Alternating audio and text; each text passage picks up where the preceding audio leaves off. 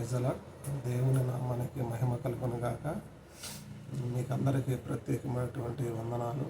ప్రియ తల్లి, తండ్రి, సహోదర, సహోదరి, మరి దేవుడు చేసిన అనేక కార్యాల్లో రెండవ కార్యం, మొదటి కార్యాన్ని నేను మీతో పంచుకొని ఉన్నాను.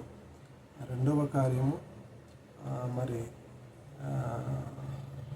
ప్రార్థించినప్పుడు దేవుడు గొప్ప స్వస్థతను ఇచ్చాడు.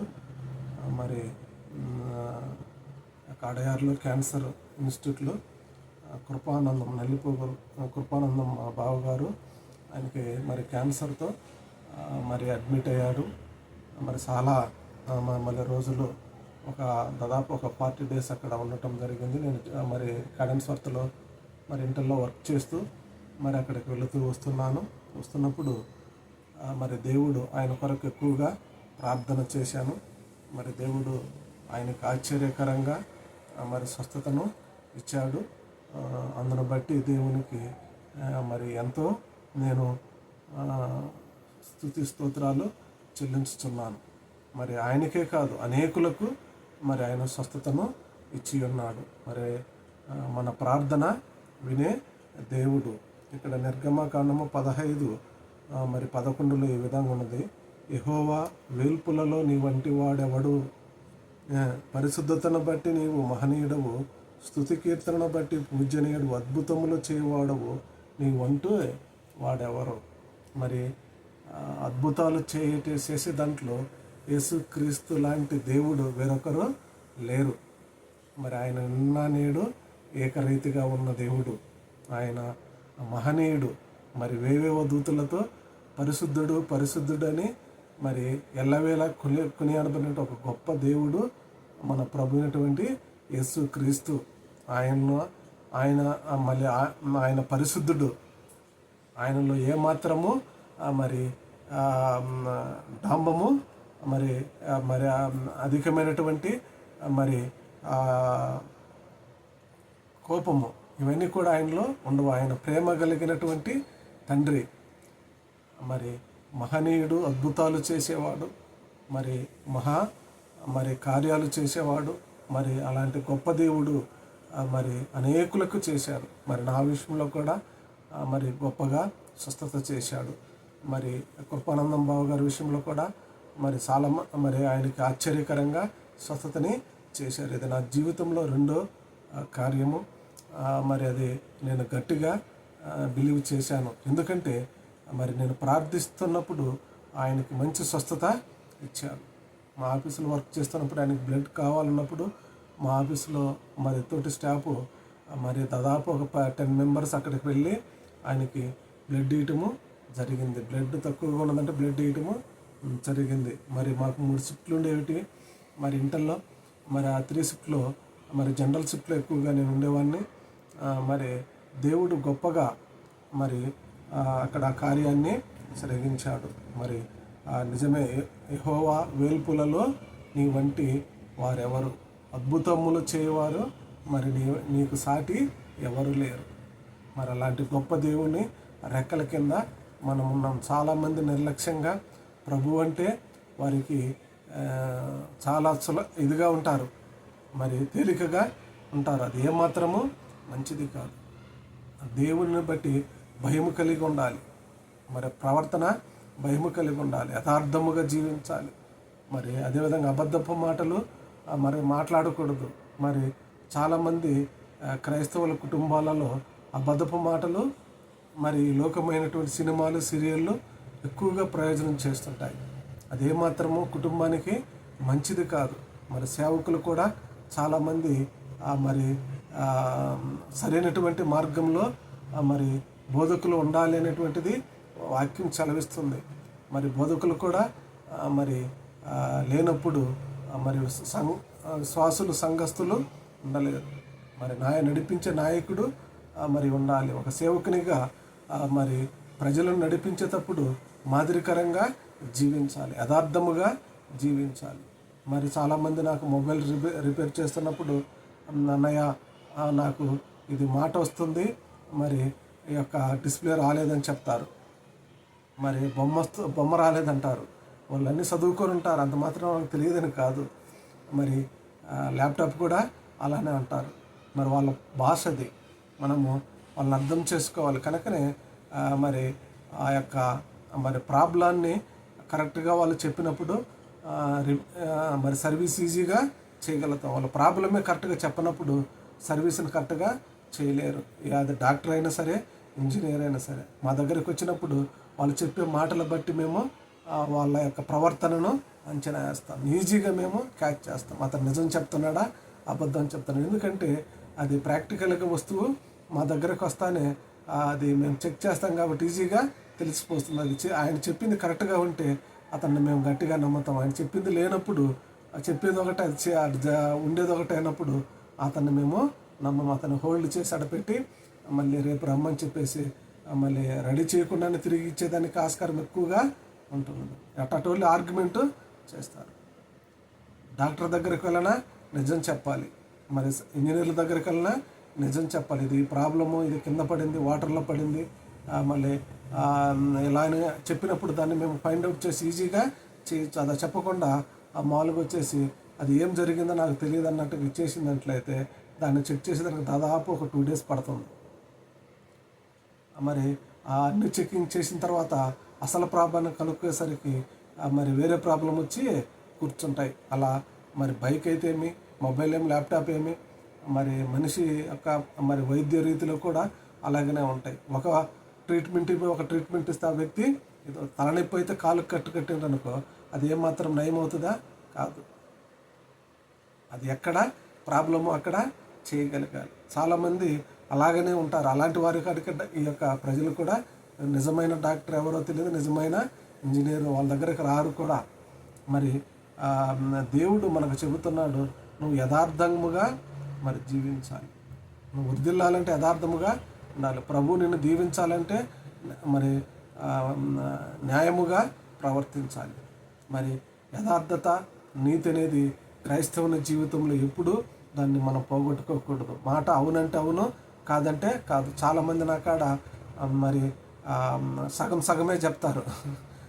వాళ్ళకి మాటలు వస్తాయో మాటలు రావు అని నేను అనుకుంటాను. అలా ఏమాత్రం మంచిది కాదు. ఎవరికి కూడా నిజమేంటో చెప్పితే దాన్ని ఈజీగా ఫైండ్ అవుట్ చేయొచ్చు. తప్పు చేయని వాళ్ళు ఎవరు లేరు. అయితే నిజాన్ని మనము మరి నిర్భయంగా చెప్పగలం. అది మొబైల్ అయినా సరే, మరి ప్రాబ్లం ఉన్నప్పుడు ఈజీగా దాన్ని ఫైండ్ అవుట్ చేసేదానికి ఆస్కారము ఉంటుంది. డాక్టర్ కూడా అంతే, నాకు ఇది మళ్ళీ ఈ ప్రాబ్లం అంటే ఖచ్చితంగా ప్రాబ్లం ఒకటి చెప్పేది ఒకటి చెప్పినప్పుడు మరి స్కానింగ్లన్నీ తీసిన తర్వాత అక్కడ జరిగేది ఒకటి జరుగుతూ ఉంటుంది. అలా ఉండకూడదు. మా దైనందిన జీవితంలో మరి మనం చెప్పేదే చేసేదానికే ప్రయత్నం చేయాలి. వీలైనంత వరకు నిజాన్ని చెప్పేదానికి మనము ఇష్టపడాలి. చాలామంది నాకు నిజం చెప్పరు, అందుకని నాకు చాలా కోపం. వాళ్ళ ముఖం చూస్తేనే అర్థమైపోద్ది నాకు, వాళ్ళు నిజం చెప్పరు. మనకు ఆ ముఖ కలవ మరి సైకాలజిస్టులు అంటారు కదా, వాళ్ళు ఎలా చేస్తారు. మేము ఇంజనీర్లు, మేము కూడా వాళ్ళని మాట్లాడిస్తాం. హెచ్ఆర్లు మరి వాళ్ళు కూడా వాళ్ళతో ఎక్కువగా ఉంటాం కాబట్టి హెచ్ఆర్స్తో మాకు తెలుసు ఎలా వాళ్ళు ప్రవర్తిస్తారో, వాళ్ళు కూర్చునే విధానం, మాట్లాడే విధానం. మరి నిజంని చెబుతున్నాడు, అబద్ధాన్ని చెబుతున్నాను ఈజీగా చేయగలుగుతాం. దేవుడు మాకు ఇచ్చినటువంటి ఆ గొప్ప తలాంతు మేము అది అందరికీ చెప్పం, తెలుస్తుంటుంది. చాలామంది పిల్లల కాడ అసలు వాళ్ళ మనసులో ఏది మనకు చెప్పరు. మరి బయటకు చెప్తేనే మనం ఏదైనా వాళ్ళకి చేయగలుగుతాం. అన్నయ్య నాకు ఈ ప్రాబ్లం ఉంది, ప్రార్థన చేయని చెప్తేనే ప్రార్థన చేయగలం. ఒక సహోదరి వచ్చింది, మరి అన్నయ్య నాకు చాలా కాలము మరి పిల్లలు లేరన్నప్పుడు ప్రార్థన చేశాను. ఆమెకి 2 పిల్లలు ఇచ్చారు.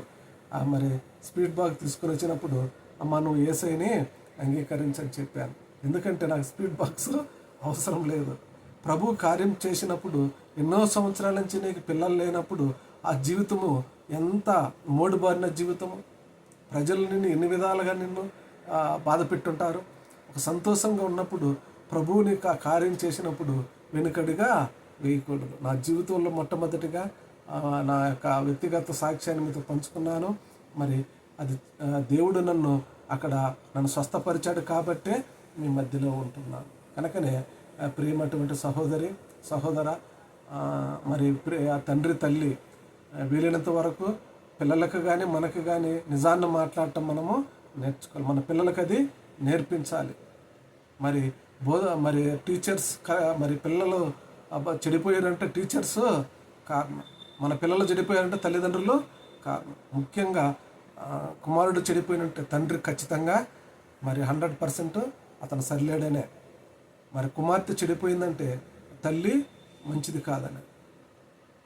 మరి వీళ్ళిద్దరు బాధ్యత తీసుకుని వాళ్ళపైన మనం వేయకూడదు. మా పిల్లలు మా మాట వినటం లేదని చెప్పకూడదు. మన ప్రవర్తనలను బట్టి వాళ్ళు వస్తూ ఉంటారు. చాలామంది అధిగమించి కూడా పోతుంటారు, అది వేరే విషయము. చాలామంది కొంతమంది పిల్లకాయలు తల్లిదండ్రులనే ధిక్కరించి వెళ్తారు. మరి బెంగళూరు, చెన్నై పిల్లలకు తల్లిదండ్రులు అంటే అసలు విలువే లేదు. ఆంధ్రప్రదేశ్లో ప్రతి బిడ్డలు కూడా తల్లిదండ్రులను గౌరవిస్తారు. వాళ్ళంటే చాలా గౌరవం, రెస్పెక్ట్ ఇస్తారు. మరి ఇక్కడ వాళ్ళకి అది తెలియదు. ఏమంటే మరి ఫ్రెండ్లీగా ఉండాలని, మరి మంచిదే, మనం కాదల్లా. కానీ ఒక తండ్రిగా తల్లిగా మళ్ళీ వాళ్ళ యొక్క ఆలోచనలు గుర్తిరగాలి. తండ్రి ఆశను ఎప్పుడైనా నువ్వు నాన్న నీ ఆశ ఏంటి అని ఎప్పుడైనా అడుగుంటావా? ఎప్పుడైనా వాళ్ళని పరామర్శించి ఉంటావా పక్కన కూర్చొని? ఒక కుమార్తెగా నీ యొక్క హృదయం మీద నువ్వు చేపెట్టుకో. తండ్రి నీ కొరకు కష్టం పడుతున్నప్పుడు నువ్వు తండ్రిని గురించి ఆలోచన నీకు ఉండదా? తల్లి పక్కన కూర్చొని అమ్మ తిన్నవా అని అడిగేదానికి నీకు ఉండదా? మాకు అన్నీ తెలుసు. అన్ని డిగ్రీలు చేసిన తర్వాత వాళ్ళు చేసినా చేయకపోయినా నీకు అన్నీ తెలిసి నిన్ను కన్నది వాళ్ళు తల్లిదండ్రులు. వాళ్ళకి మొదట లోబడాలి. నా ప్రసంగం అదే ఉంటుంది.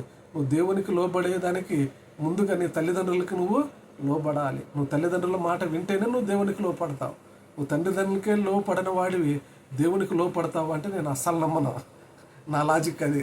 మేము ఇంజనీర్లుగా ఒక ప్రాబ్లాన్ని ఎలా సాల్వ్ చేయాలనేటువంటిది, నీవు తల్లిదండ్రులకు భయపడని వ్యక్తివి నువ్వు దేవునికి భయపడతావు అంటే అది ఇంపాసిబుల్. మొక్క ఇవ్వంగనది మాన ఇవ్వంగన. మరి నిజ జీవితంలో మరి మన పిల్లలకి చెప్పాలి. మరి దేవుడు అక్కడ మరి అనేక కార్యాలు చేసి ఉన్నాడు. రెండో కార్యము ఇది నా జీవితంలో మరి కృపానందం బావ గారికి మరి రాంపల్లె మరి నల్లిపో కృపానందం బావ మరి ఆ యొక్క అడయారు హాస్పిటల్లో, క్యాన్సర్ హాస్పిటల్లో దాదాపు ఒక 1 month 40 days day by day నేను వెళ్ళి ప్రార్థించడం జరిగింది. చాలా కష్టం అక్కడ హాస్పిటల్ విజిట్ చేయటం, అంతా రోగస్తులే. మరి నిజంగా కరోనా కంటే భయంకరమైనటువంటిది క్యాన్సర్. మరి అలాంటి వ్యాధి మరి మనకు మరి దేవుడు స్వస్థతలు ఇస్తున్నాడు. అలాంటి వాటి నుంచి మనకు స్వస్థత కలిగిస్తున్నాడు. మరి దేవునికి వందనాలు. మరి నువ్వు భయపడి దేవుని కొరకు మరి జీవించాలి. మరి అంత మాత్రమే కాక ఇక్కడ మరి నిర్గమకాండం 15వ అధ్యాయము మరి 26వ వచనము మరి చివరిలో ఉంటున్నది, నిన్ను స్వస్థపరచు యెహోవాను నేనే. నిన్ను స్వస్థపరిచేది ఎవరో కాదు, నేనే. మరి కరోనాలో మరి నేను ఢిల్లీలో ల్యాప్టాప్లో బెంగళూరులో వర్క్ చేస్తున్నాను.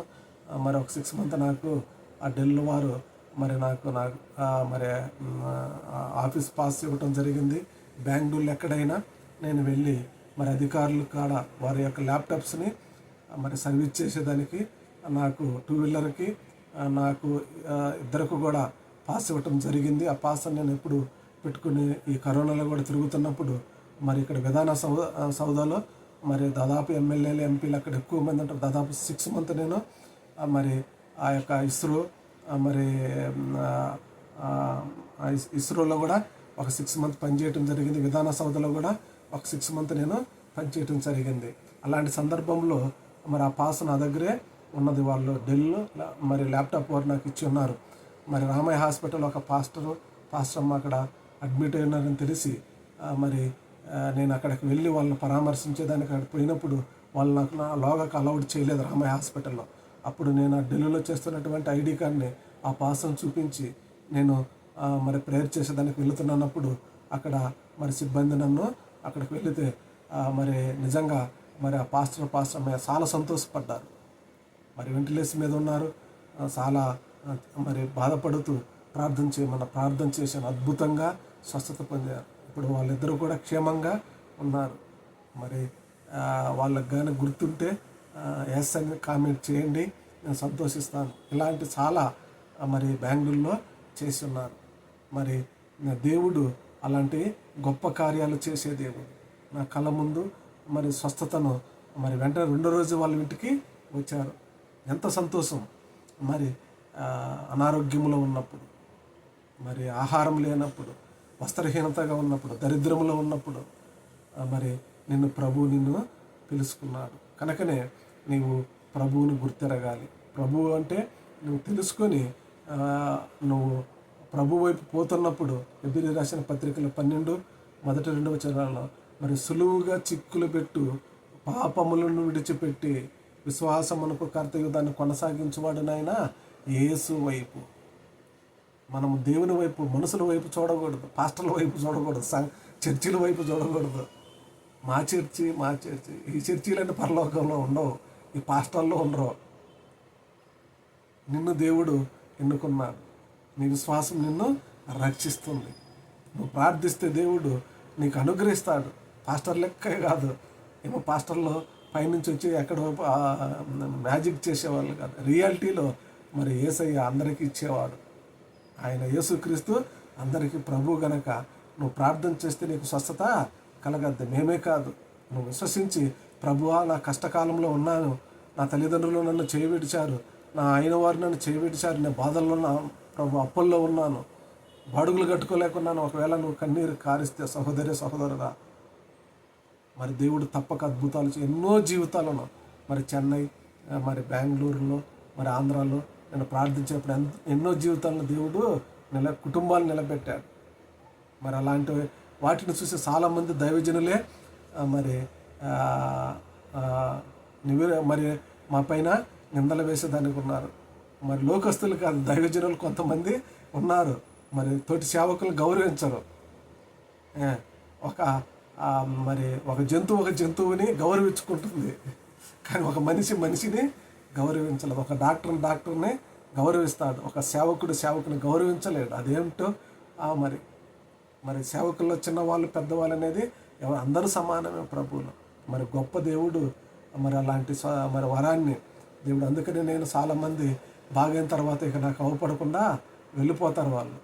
ఒక సహోదరుడైతే ఫుల్ జ్వరంతో వచ్చారు. అన్నయ్య నాకు మరి నేను చనిపోతాను, నా కొరకు ప్రార్థించే. మా కుమార్తె ఉన్నదప్పుడు మరి ఆహారం పెట్టింది మా కుమార్తె. నేను ప్రార్థన చేశాను నూనె పెట్టి. మరి వెంటనే ఆయనకు స్వస్థత కలిగింది. ఆయన మరలా నాకు అవుపల్లా, అన్నయ్య నాకు స్వస్థత కలిగిందని చెప్పలా. మళ్ళీ తిరుగుతూ ఉంటాను నా ముందే. కానీ మరణం అతన్ని తటస్థించి ఏడ్చాడు, నేను చనిపోతాను అన్నయ్య అని. ఇది రియల్. నేను ప్రార్థన చేస్తాను. ఒకవేళ ఈ వీడియో చూస్తే నువ్వు కూడా ఒక చిన్న మెసేజ్ ఎస్ అన్నయ్య నాకు దేవుడు గొప్ప కార్యం చేసినాడని చేస్తే నేను సంతోషిస్తా. ఎవరిని మారమని మేము చెప్పము. నీకు కార్యం జరిగినప్పుడు నిర్లక్ష్యం ఉండకూడదు. మరి దేవుడు ఒక కార్యం చేసినప్పుడు కృతజ్ఞతను చెప్పాలి. ఒక మనుషులకి థ్యాంక్స్ అని చెప్పేటప్పుడు దేవునికి ఎందుకు నువ్వు థ్యాంక్స్ చెప్పవు? అలాంటప్పుడు అనేక కార్యాలు నీ పైన మరి నీకు చేసేదానికైనా సిద్ధంగా ఉంటాడు. మరి ప్రియ చెల్లి, ప్రియ సహోదర, మరి యవనస్తులు ప్రాముఖ్యంగా మీ తల్లిదండ్రులను మీరు గౌరవించడం నేర్చుకోండి. పెద్దలను గౌరవించడం నేర్చుకోండి. చదువుకున్న వారిని గౌరవించడం నేర్చుకోండి. నేను ఇంతవరకు ఎవరిని కూడా ఒరే అని పిలవను, సహోదరా అని పిలుస్తా, తమ్ముడా అని పిలుస్తా. మరి సహోదరులను అయితే ఒమేని ఎప్పుడు పిలవను నేను. సహోదరి, అమ్మా, రెస్పెక్ట్. మా ఆఫీసులో అందరినీ కూడా అమ్మ అంటున్నప్పుడు నేనేంటో అని నా సాయి వింతగా చూస్తారు. రెస్పెక్ట్ ఇవ్వాలి వాళ్ళకి. బంగారి అని నేను ఖచ్చితంగా అందరినీ పిలుస్తాను. మా తల్లి లేని లోటు వాళ్ళల్లో నేను చూసుకుంటాను. వాళ్ళు చాలా సంతోషిస్తారు. నీ ఎదుటి వ్యక్తిని నువ్వు సహోదరిగా గౌరవించాలి. India is my country, all Indians my brothers, my sisters అని మరి 6th క్లాస్లో చదువుకున్న అంతవరకు చదవటం వరకే కాదు, దాన్ని నీ వ్యక్తిగత జీవితంలో, నిజ జీవితంలో దాన్ని అప్లై చేయాలి. అలా నేను అప్లై చేసుకుంటూ వచ్చాను నా జీవితంలో. అందుకనే చాలామంది సేవకులకి నేను ఇష్టం ఉండదు. చాలామంది నా తోటి వారికి నాయనంటే ఇష్టం. అందరినీ ప్రేమిస్తా, అందరితో ఉంటా. ఆడమాటలు ఏడు చెప్పేటటువంటి అవసరం నాకు లేదు. నా దేవుడు అలాంటి వాడు కాదు. ఒకరి జోబీలలోటి ఒకరికి ఇవ్వడు. ఆయన సర్వశక్తి కలిగిన వాడు. మరి నిన్న నేడు మరి ఎప్పుడు మరి ఆయన మహాదేవుడిగా ఉంటున్నాడు. ఆ పరలోకములో ఆ యొక్క బంగారపు వీధులలో నిన్ను నన్ను నిత్యం ఉంచాలని, ఆ నరకము నుంచి తప్పించి నిత్య జీవారించాలని ఆయన సిద్ధంగా ఉన్నప్పుడు మరి ఎవరికో నువ్వు అడ్డుగా వెళితే దేవుడు అక్కడ ఆపడు. మొదట నువ్వు వెళ్తావా అని గుర్తుంచుకో సహోదరా. మనం ప్రకటించేటటువంటి మనము మొదట హృదయం మీద చెయ్యి వేసుకోవాలి. కుటుంబంలో గలాట్లు పెట్టుకొని మనము గలాట్లు పెట్టుకొని మళ్ళా పోయి అక్కడ పోయి ప్రభువా అంటాం. మరి కుటుంబంలో విశ్వాసులు కూడా అంతే. మరి అలా ఉండకూడదు. మరి సంఘంలో బుచ్చి దగ్గర మరి అక్కడ ఉంటున్నాయి వాళ్ళు యొక్క ఏం చేస్తారంటే సపోటాలు అన్నీ పుచ్చిపోయి ఉంటాయి. అక్కడ కవర్లలో వేసుకుంటారు. వీళ్ళు పోతుంటే బస్సులో ఇస్తారు. వాడు ఆ బస్సులో పోయే నుంచి వచ్చి వాడు చినిగిపోయి నోటిస్తే వీడు పుచ్చిపోయిన ఇస్తాడు. దొందే క్రైస్తవ జీవితాలు చాలామంది ఉన్నారు అట్లా. అదేమాత్రం మంచిది కాదు. వీడు అనుకుంటాడు నేను ఈ పుచ్చిపోయి వాడికి ఇచ్చినాను, ఆ డబ్బులు వీడు చూస్తే ఇది అన్ని చినిగిపోయి ఉంటుంది. నేను చాలాసార్లు ఆ బస్సులలో ఉన్నప్పుడు నవ్వుకుంటాను. నేను ఏంటి ఇది, నిజమే, ఇది నా కళ్ళతో నేను చూశాను కనుకనే మీతో నేను పంచుకుంటున్నాను. వాస్తవము మనం తెలుసుకోవాలి, క్వాలిటీని పెంచుకోవాలి, నిజాన్ని మనం మాట్లాడాలి, నిర్భయంగా మాట్లాడి మనము వాళ్ళకి చెప్పగలగాలి. మనమే మోసం చేస్తే ఇంకొకరు ఇంకా మనలను మోసపరచదనుకో. అపవాది ఇంకా కుయుక్తి కలిగిన వాడు. లాంటి అపవాది కోళ్ళ నుంచి, ఆ నిత్య నరకం నుంచి తప్పించాలంటే యేసుక్రీస్తును దేవుడిగా అంగీకరించాల్సిందే. మరణాన్ని జయించిన వాడు. ఆయన సమాధి ఇప్పటికీ ఖాళీగా ఉన్నది, మరలా రానై ఉన్నాడు. కనుకనే మనము అలర్ట్గా ఉండాలి. క్రైస్తవ జనాంగమా, చివరి దినాలలో అనేక యుద్ధాలు, అనేక కరోనా లాంటి శ్రమలు, నువ్వు వస్తున్నప్పుడు నువ్వు సజీవంగా ఉన్నావు. నీ శక్తి, నీ బలము కానే కాదు, నీ చదువు అంతకంటే కాదు, నీ బలం అంతకంటే కాదు. ఒక దోమ గుట్టితో చనిపోతావు, లేరా దోమ గుట్టి చనిపోయిన వాళ్ళు, జ్వరాలు వచ్చి చాలామంది, కరోనాలు అంటే చాలా వస్తే చనిపోతాం, భయపడిపోతాం. అయితే నీవు దేవునికి భయపడే ప్రార్థన చేయి, తప్పక నిన్ను దేవుడు దీవిస్తాడు. ఈ యొక్క విన్నటువంటి ప్రతి వారికి కూడా ప్రత్యేక వందనాలు. Thank you watching. God bless you all.